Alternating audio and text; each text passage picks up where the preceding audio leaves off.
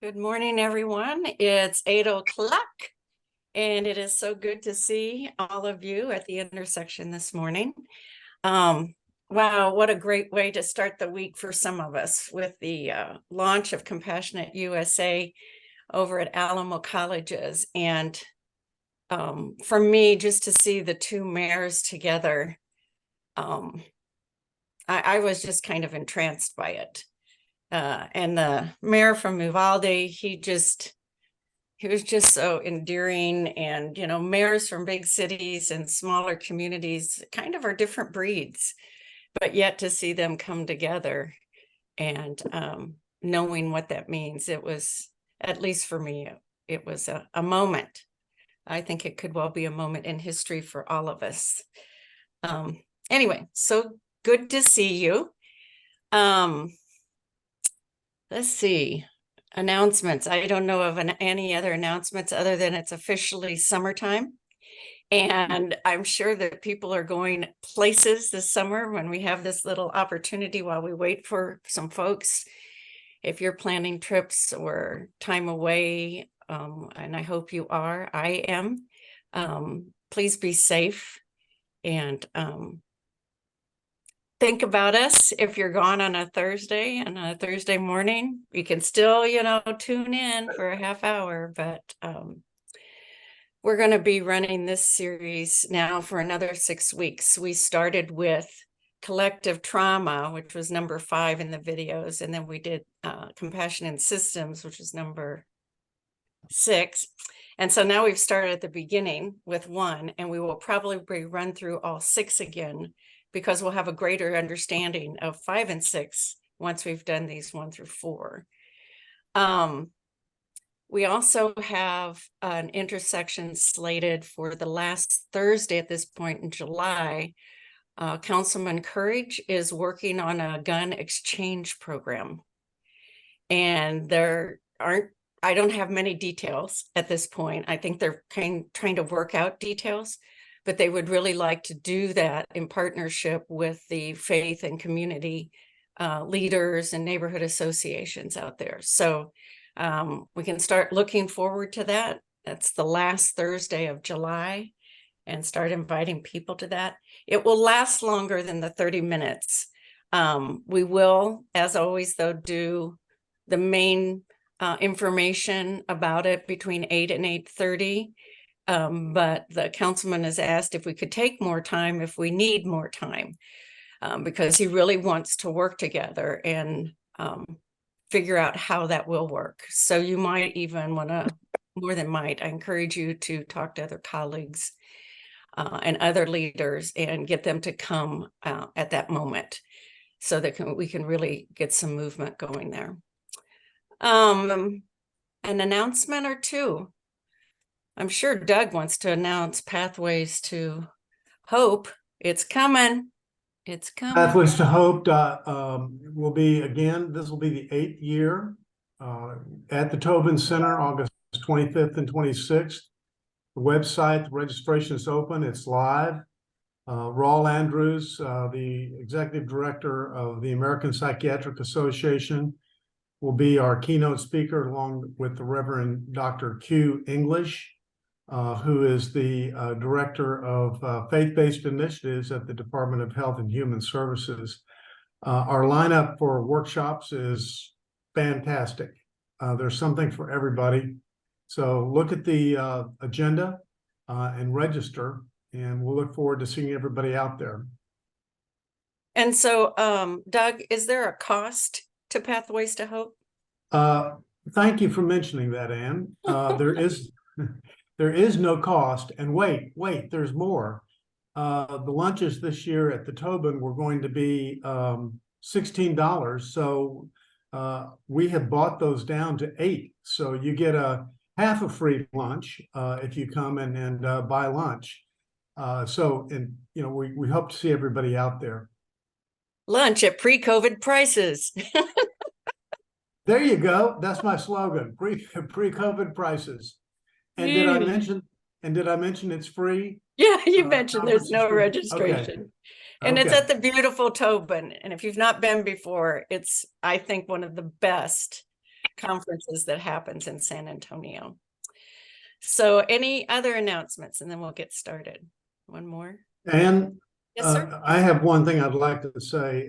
It's not an announcement, it's more of a editorial, and that is the shooting that occurred over the weekend. That Melissa Perez was shot and killed. And the more we've looked at it and the more that NAMI's looked at it, it's extremely troubling. And I want people to focus on this, and I want people to ask questions. It should never have happened. The protocols and procedures there within the police department didn't work. And part of what's so alarming is that these officers had recent refresher training. This is, and I think from our perspective, one of the biggest issues is that we do not have enough mental health officers in the mental health unit, and too many calls where families call for help with a loved one or for themselves, they get a patrol officer. And the patrol officers are, while they get 40 hours of training, we can see that that's really insufficient. And I've got too many calls in our office from families that are saying, I called for a mental health unit and I didn't get one, or they wait a week. And I think this needs more discussion and visibility, and maybe it's a discussion for the intersection, but this is really unacceptable from our standpoint, and should be from the entire community standpoint. So what I would suggest at this point, and one, I think we have some new people here too. And I'll keep looking through the names, but Doug and Paul Furukawa, if offline, you can connect and help make the connections with the Violence Prevention Collaborative as well. And we could move this forward somehow in partnership across two major collaboratives that are happening. And maybe we can all get together. But anyway, so let's move on. That is what it comes down to. All right. For those who are new, because I see some new names here, and I did send this out to attendees for Monday night. So if you've never been at the intersection before, it refers to the intersection of faith and civic engagement in a dominant culture of separation of church and state, where we come together and have been coming together since almost the beginning of COVID. And that's why At the Intersection was formed, mostly so that leaders could learn about this COVID thing that we knew so little about, and that we could be more stronger together. And since then, it's grown and developed. And we've continued to meet every Thursday for 3 years, except on Thanksgiving. We take Thanksgiving off. But so we're reviewing right now and going through the videos of Compassionate USA. We have covered video 5 on collective trauma and collective healing, because that's the context we find ourselves in. We went to 6, where it talks about compassion and systems. But now we're starting at video 1. And the micro course that goes with it does go 1 through 6, but it talks about self-regulation and emotional intelligence. And so that.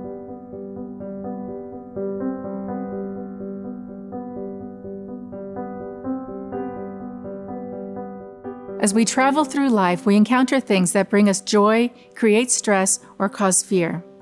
Each day we experience thousands of thoughts and feelings that occur instantly without effort or planning. This incredible ability to sense and react has allowed humans to thrive. When things feel ordinary and calm, we are operating in what scientists call the resilient zone, and we feel prepared to handle life's frustrations. Sometimes we experience situations that ring our internal alarm system and disrupt our sense of peace. During these moments, we may also feel a physical sensation, which is our body's way of preparing us to react.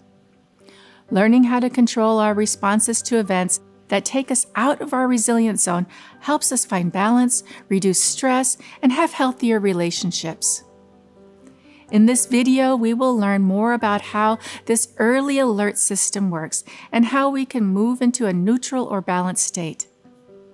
Our lives are shaped by the full range of human experiences, and our emotional responses to those events allow us to make sense of what is happening. However, we may feel overwhelmed and out of control when our emotional responses take over. In extreme examples, losing control may lead to negative consequences, such as harming ourselves or others.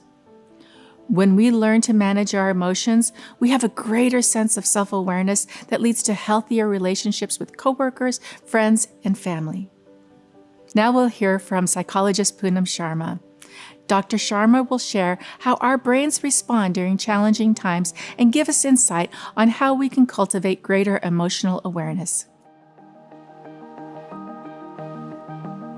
So self-regulation, and that's a little bit new term, self-regulation meaning managing yourself, right? Keeping yourself in a steady state. That is a very, very important part of accessing compassion. When we are humming along, minding our own business and everything's going well, we're regulated. Things are in balance. There's a sense of, I got this, right? And we have a sense of well-being. And dysregulation is when we lose that. It's a bit like, you have a scale that's balanced, and now it's tipped. If you look inside the body, dysregulation can be caused by just something as simple as being hungry, right? You're feeling hungry or you're tired, then there's just something kind of grating on your nerves. That can lead to you eventually getting out of balance and maybe not behaving like you normally do. There can also be sources of dysregulation that are outside, right? Like in your relationships.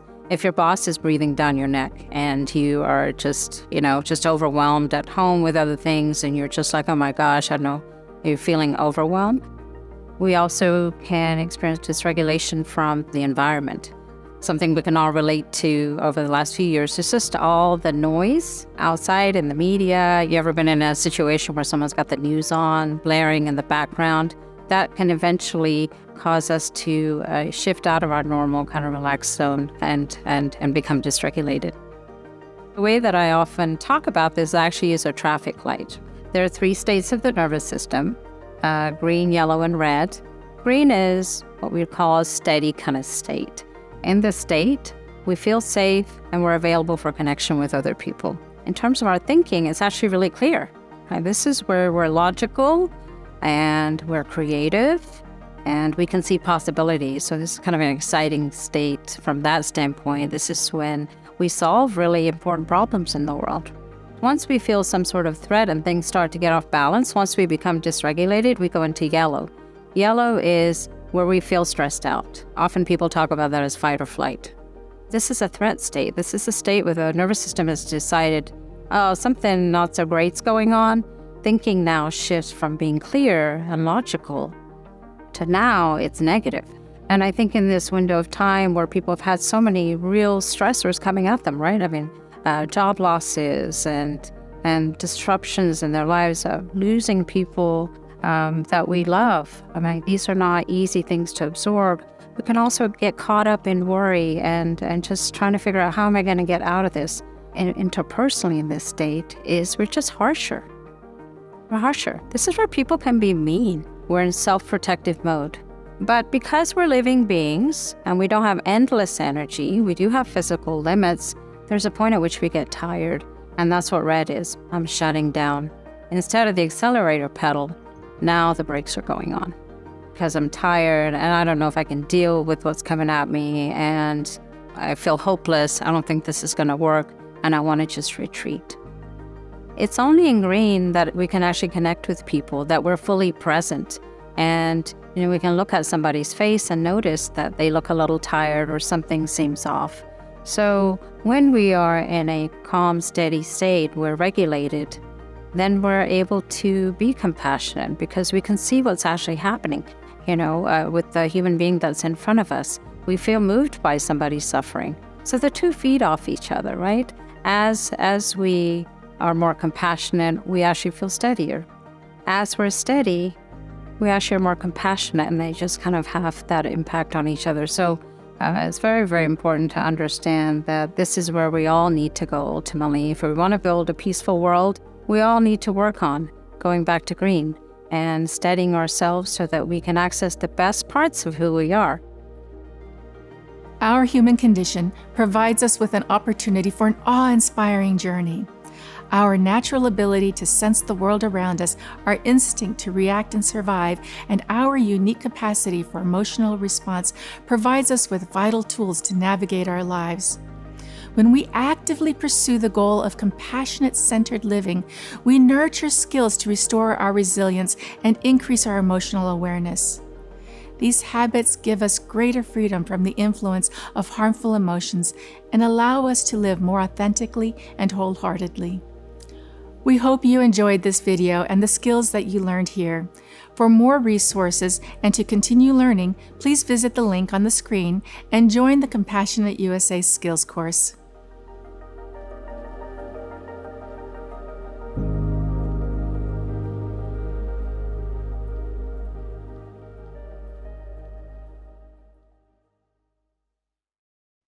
So I think one thing that's really beneficial with this series is the length or shortness of the video. Because there's a lot of neuroscience behind all of this, and we could talk about this, somebody could lecture on this for hours, but it does have a nice length where you can watch it and take it in and then hopefully talk to others about it. I'm wondering, and let's see, we've got 42 people. We might want to use the raise hand. It's under more at the bottom right. No, it's not. It's under reactions. Under the bottom, it says raise hand. My first question and thought is, like, what was your takeaway? Like, what struck you the most in your own life listening to the words this morning? By the way, Poonam is from San Antonio. She's a San Antonian with the rest of us, which is kind of cool. Any thoughts about where it connected for you yourself? I'm sure there are people here that's never happened to, right? Where you've gotten into the red zone. All those who have never gotten to the red zone, please raise your hand.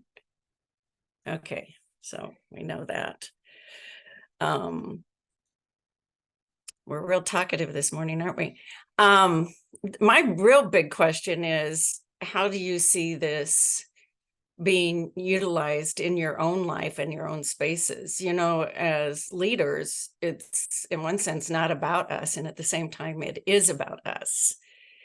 How can this information be utilized? And this video, much in the same way we're utilizing it. Sonia, you have your hand up. If you'd unmute your mic. About the food insecurity kind of relates to that with the message that she stated about you're off balance even if you don't rest well or don't eat well. And sometimes you could see the face of someone, and that's true. Like yesterday, one of my coworkers was just a little off, and I could see, she looked a little stressed, and then I was like, "You're okay?" It's like, "Oh, I'm just so tired," and her eyes are watery. And so it's like, "Well, go take a break. We'll just walk away. Go get a snack." We have snacks in our office. It's like, "Get a snack and go walk away." And she did. And when she came back, she was like smiling. She had a little bit of color in her cheeks. And she was like, "Oh, thank you." It's like, sometimes you need to just take a break, realize that you're off, and just give yourself that love. And just, you think it's a little step, but it makes a big difference. So that resonated with me. Well, and it's also what you've given is a really great example about how we can help each other, right? Many of us can just, confession time, can just forge ahead, and that doesn't help either, and so helping each other and recognizing that in each other is an important step. Sam, your hand is up. Yes. Good morning, Agatha. Good morning, everybody. I love the analogy, and I look to the street light. Because all of us, we kind of in our own lives, have different levels, patience, different levels, of acceptance, different levels of how we operate. I remember in my younger days, I kind of was always in that red, always in that yellow and red area because of other distractions in my life, obviously in my youth, with other things, with the people I hung out with, the things you did. And now I find myself, pretty much constantly in that green, because self-regulation, is something that we have to always work on, each and every one of us, and that starts with something that we teach in our curriculum about, taking 20 minutes every day with yourself in silence, whether it be in prayer or meditation or taking a walk, and kind of just gathering yourself every single day. I went to some training, I think a few weeks ago, and it was called internal family systems therapy. And being that I'm not a true therapist, I was fascinated by how deep, psychiatrists and psychologists go into the mind of people, because it had everything to do about reaching into people and finding these wounded inner parts. And it was a long training, and they had used a couple of people to to be an example, and it was just like, whoa. I was like, so there's just so much to this mind that we have, this brain that's inside of us, just like, it's like the ocean. It's endless. You can, the possibilities of how it works is just, we're still working on that. That's the beauty of it. And I thought she made a very, very good analogy of how we can de-escalate so that we don't get to the red. Unfortunately, too, it's not just about our mind, but we have our bodies to help us as well, this full system. I know that I mentioned on Monday night that my computer, which is still ailing, by the way, but it just crashed on Monday. And simply by remembering to breathe when I would be more annoyed by it and how it was causing my day to be more difficult, to just breathe in and what you're talking about, ground myself, and to realize that my computer is just a thing. And I consciously made the decision that it just wasn't going to take my day, right? It wasn't, my computer was not that important to it, right? And it was really, in another sense, a very exciting day because of that. I heard last night that Houston's independent school district is now requiring mindfulness training and breathing in all of their schools. It's required. Check that out. So that is something, of course, it's a big job in San Antonio because we have 17 or whatever school districts. So it's not just about one, right? We got to work with more, but think about what kind of change just that, because I know what change it does for one person, but what kind of change that makes for an entire system, and especially with our children. Jan, your hand is up. Unmute your mic. Yes. Thank you. Yes, I agree with what Sonia and Sam said. It's so important to be, and you also, Anne, is to have some mindfulness and self-awareness of what's going on in our mind and our body. If are we having tension in our body? Is our mental state agitated? Are we feeling stressed, overworked, hungry, tired? All of these can make us more reactive. I know I tend to be a little more snappy and, not as kind when I'm tired myself or feel overworked. So if we can just become aware of what's going on in our own mind and say, oh, I'm feeling tired, I think that's an act of self-compassion toward yourself, to take time to be aware of what's going on with you. And then if you can, like you say, breathe, relax your body, take a little time, take a little break. It can just be 5 minutes of just sitting quietly and with meditation. Then you're less likely to go into that yellow zone or come back into that green zone. And in that way, you can be of benefit to others. When you're in that yellow zone, it's harder. I've practiced as an anesthesiologist for about 35 years, and I know in the operating room when things were going bad, if I didn't stay calm and non-reactive and speak quietly and release the tension in my body, everybody else in the room would just get panicky as well. So we can set a good example by just being having some sense of self-control and having some self-awareness and trying to set the tone of being more at peace and communicating from that green zone, as our speaker said. Thank you. Thank you, Jan. Anna, your hand is up. Yes, good morning. Good morning. I couldn't help but also think of the stoplight. I also like the analogy and emotional, how can I say this? I totally lost my train of thought. But conversational intelligence. So that stoplight can also just by the words that we use when we react and when we don't process, that stoplight, you know, just how I say and why, or my tone of voice when we're having a conversation, that could also have the people that we encounter, that we lead, that can take them to the red light right away. I mean, you know, we skip the yellow. So I'm thinking the conversational intelligence, if that makes sense, that, you know, I think of Maslow's hierarchy of needs, and just simply by how we converse with others.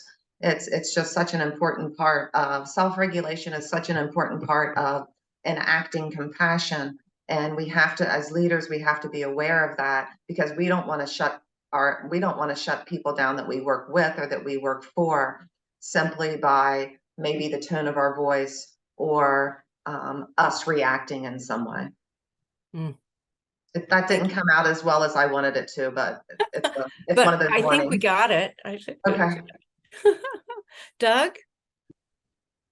Well, Anna was talking about, you know, being around others, and I think besides self-regulation, the people who are around us can help also. And I think of our companionship training within Bridges to Care, teaching people how to listen and how to walk alongside someone. And, you know, I think we probably all know many times we do better when our better angels are sitting on our shoulder or standing next to us.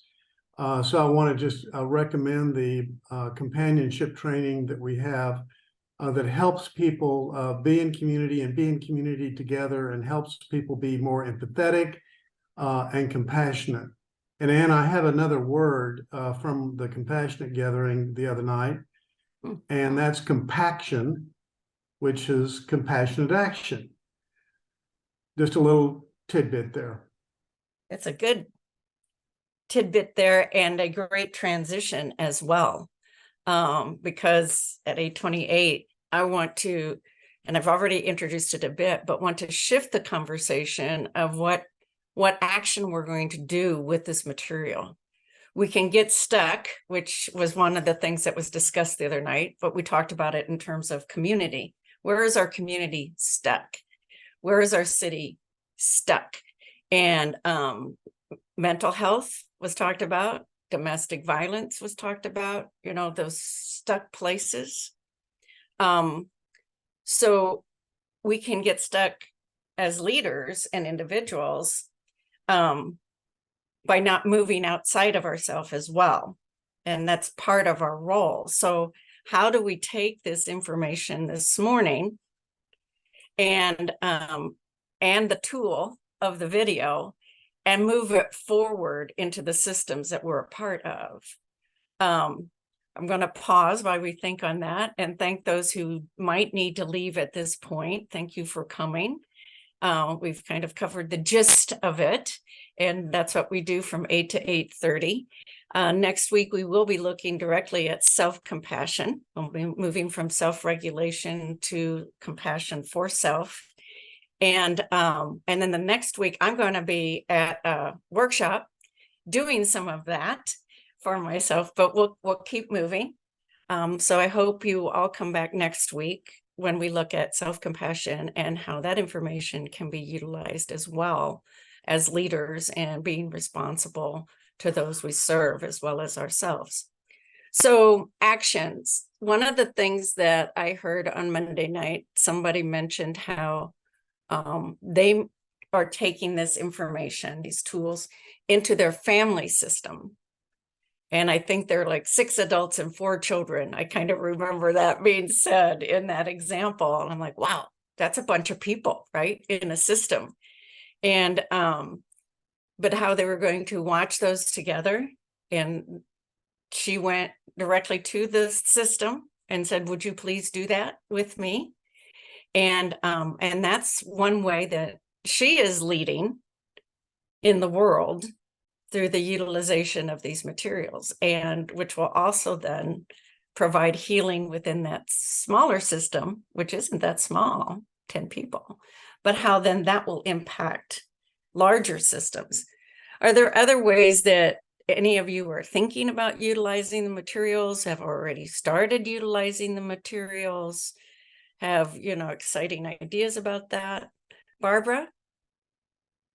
Hi, this is just all fascinating to me. I'm just wondering because, if you're in this meeting right here, you're already interested in, and we are seeking how to implement this in our lives and our circles of our life. I remember when my boys were little, I taught this stuff called Second Step in their school. And it was like this. I didn't realize that you weren't born with empathy. I thought everyone was born with empathy. And I just wonder how we could take this to the kids, because a lot of the kids that I ran into, their family unit was just, a lot of it was in chaos. And of course, it's no surprise that a lot of them grow up, and now that they're at 22 and 24, seeing how that follows. When we don't have these tools in our households, how in the world can we take it out into the world? And so I said, this poor woman who was shot over the weekend, she was reaching out for mental health. And so if we could implement it, and that's my strong suit. I guess I never matured because I'm good with kids. And how could we teach it and teach all this stuff like HALT, don't get too hungry, angry, lonely, or tired, to the children? They can take it home, just like when the seat belts were implemented when I was a kid. Kids do take it home, and they pass these things on to their parents, and then it could filter out to the community better. And even, the police departments, training. Anyway, those are just my questions, and that's all. Yeah, and I would kind of volley back, how can you do that? Where can you begin that? And it sounds like you've done that a lot. I have another friend who has been teaching mediation for a long time, and she took her grown son with her to one of those trainings with teachers. And after it was over and they were on their way home, she asked him, so what did you think about today? It was on, mediation. And he said, oh, it was just great, Mom. It's too bad you didn't know all of that when you were raising us. Now there's one, right? That's a kicker, but it's true, right? And, there are things that I had to learn when I grew up that I wasn't getting as a child. But I think back and I'm like, and I look at my own children, I'm like, well, you're going to change the world because you know these things a lot earlier than I did. Emma, and then Anne Marie. Good morning. Thank you, Anne. Yes, you were talking about the school that was talking about mindfulness.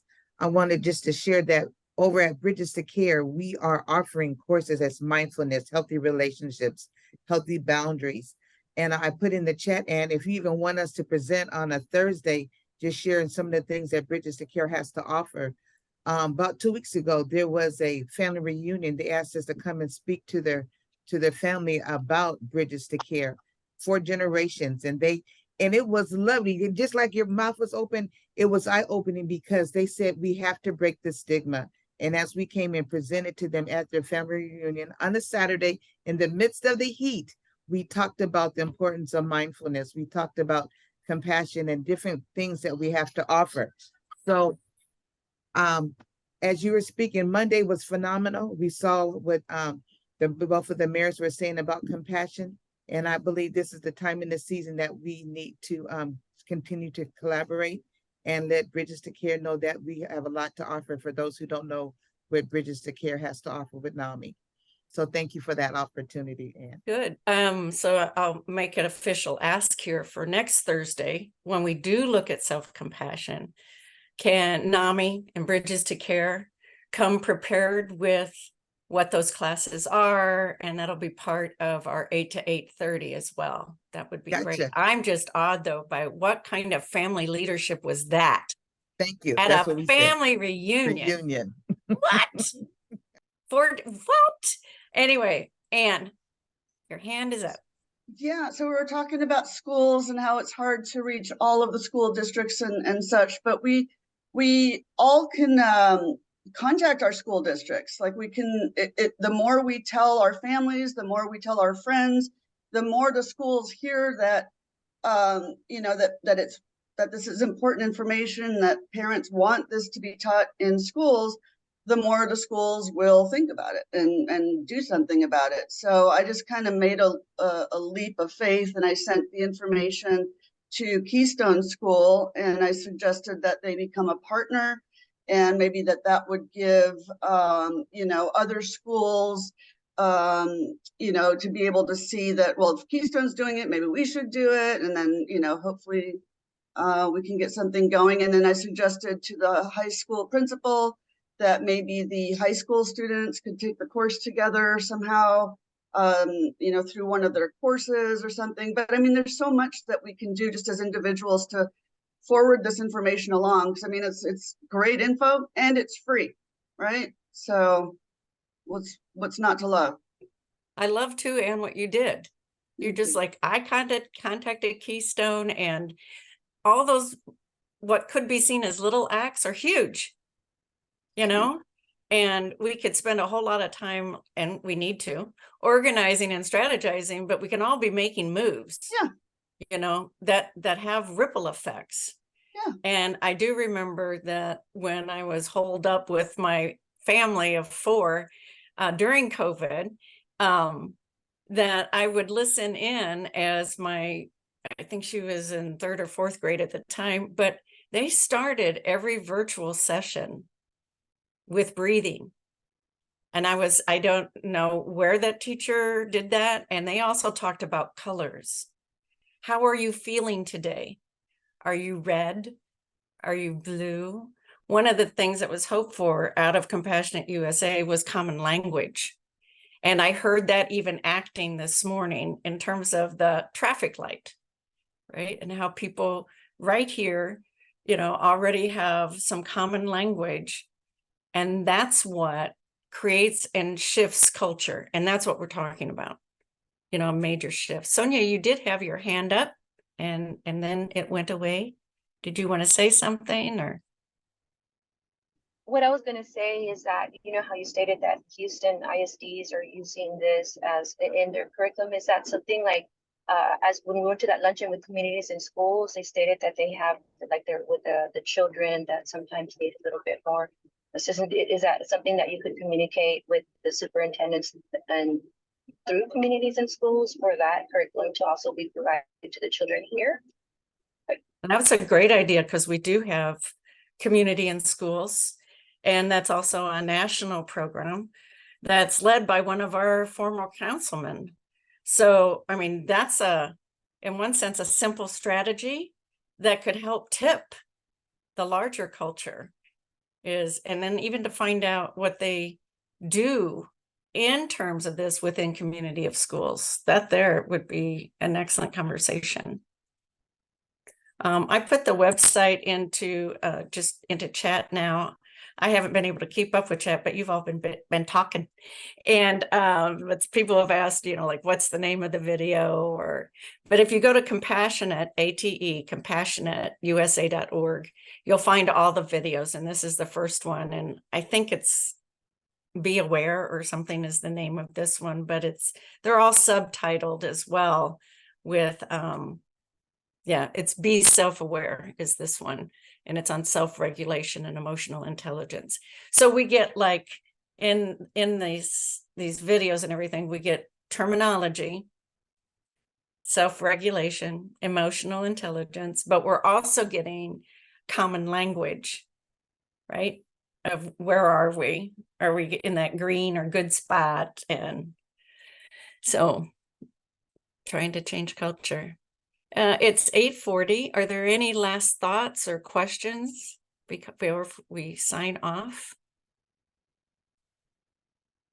I'd kind of like to hear, if not even before next Thursday, what might transpire in terms of the shooting from over the weekend from collaboratives. And so maybe we can also get a report in on that at the intersection next week. So Jan, you're back. You want to Yes, open your mic? just a small comment. This is wonderful material to bring into the systems where we're engaged socially. And one thing that we often overlook is just our neighbors and such. One of our neighbors wanted to start a little, informal discussion group, dinner, get together, and different topics that people want to talk about, like guns or income inequality or AI. And they also wanted to talk about compassion. It wasn't my idea. I thought that was great. And they asked me to lead it, and I thought, oh, these resources are great. I can send it to them ahead of time.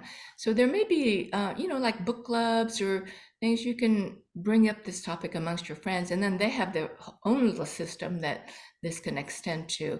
The interconnection between all our different groups of friends are tremendous. So I want people to look also at just the home and different neighbors and friends that we have. Yeah, it's the potential is just right in front of our face. Another friend whose last name happens to be Friend, but he works at USAA, and he put together a blog on empathy. And in the month, and this was just for staff, and it's a large, like it's its own city, right? USAA. I don't know how many are on staff. It's a large staff. But in that month, that blog had 10,000 hits from within staff. Does that tell you how important and how hungry people are? And so these little videos are a morsel. They're intended to be that, a doorway into more, but common language so we can move that forward. So thanks for that, Jan. Anything else for the greater good? Hey, everybody, it's me, Hey, Dr. Keely. Keely Petty. I would love for you to be my guest. My efforts toward uplifting the human spirit have caused me since COVID to start Matters of the Mind, a community conversation on trauma and mental well-being. For the month of July, we're going to be talking about emotional intelligence. So it's free, it's open to the public, it's on Zoom. It's also on Facebook. I do 2 platforms, and I cannot believe the thousands of people that I reach every month. This is a bi-monthly. We do it on the 1st and 3rd Tuesday night of every month, and it has been phenomenal. Thank you, Anne, for all you do. Thank you for letting me share. And thank you that we are partners in making San Antonio compassionate. Thank you, Dr. Keely. And you're going to put that information in chat, right? Yes, I put the graphic in there. Great. So that all of the information is there. And I'll see you in a few minutes, Anne. Okay. You'll have to remind me, but yeah, we probably will. Oh yeah, that's right. We are certifying 26 Compassion Institute fellows later this morning. I also see that Sho from Dream Week is with us. Maybe Sho, you could give us just a little hint about what Dream Week's going to be about next year, and we'll close with that at 8:44. Thank you, Anne.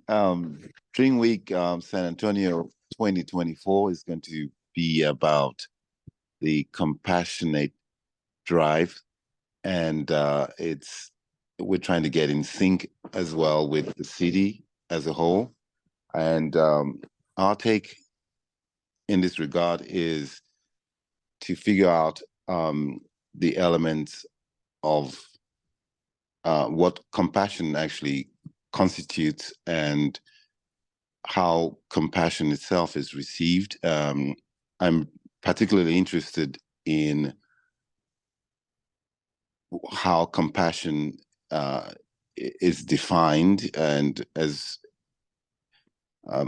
we imagine that we are compassionate, but ultimately the receiver of compassion decides if that action as a whole is compassionate, and though they receive it and we offer it, it may not be it may not be received as compassion or even realized. So we feel that it's important to shift some of that conversation into the receiver's viewpoint, and we can go out and be intentional and be as compassionate as we can, but ultimately the receiver of that compassion decides if the effort itself is something that they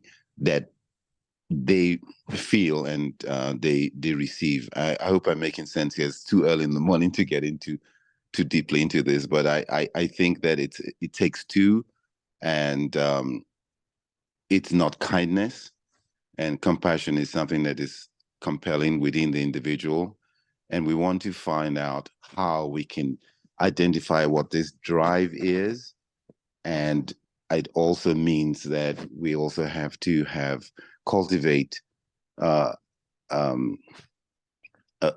system where each individual doesn't feel let down by their own actions not being necessarily received. Mhm. So information in that, and then we're going to sign off at 47. And I got curious about it in an earlier comment, but neuroscience and the research has shown that compassion is a part of our DNA. So that's how we're built. But because of neuroplasticity and neurogenesis, which we're going to be hearing more about, we can also, as Sho, you use the word cultivate, and we can nurture it, and we can strengthen that. So it makes me ask the question about empathy. I don't know of those studies, but I'm sure they're out there. But when we generally talk about empathy and compassion, empathy is necessary for compassion. It's the that human thing that happens to us when somebody else is suffering. We recognize it. We can feel it. It can also drain us. So when we talk about compassion fatigue, it's actually empathy fatigue that decreases our energy. Compassion has within it a sense of action and agency. And by taking an action, it creates energy and also creates self and other healing. So, I mean, that could be a whole thing, during Dream Week, and it's part of what we're going to be talking about during our times together. But Yes, you can see yes. where these little videos are opening up so much, right? Sho? Definitely, and thank you so much again for setting this up. And there's so much to unpack. And but Dream Week is January next 2024, and it's between the 12th of January and the 27th. And we're just looking for a lot of individuals and organizations prepared to participate. And we would just really want to really focus on what the compassion drive is, and what, as Anne mentioned, could be in our DNA, but we also want to invite people who feel they've received compassion, and sometimes in a way, in a manner that wasn't really expected at all.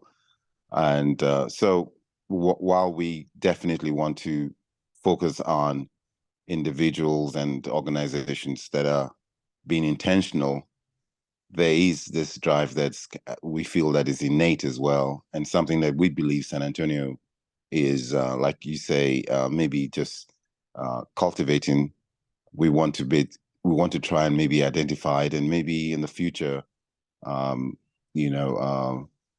attempt to multiply it, because we know how it's rooted, and we figure out a way to nurture it. Mhm. All good, right?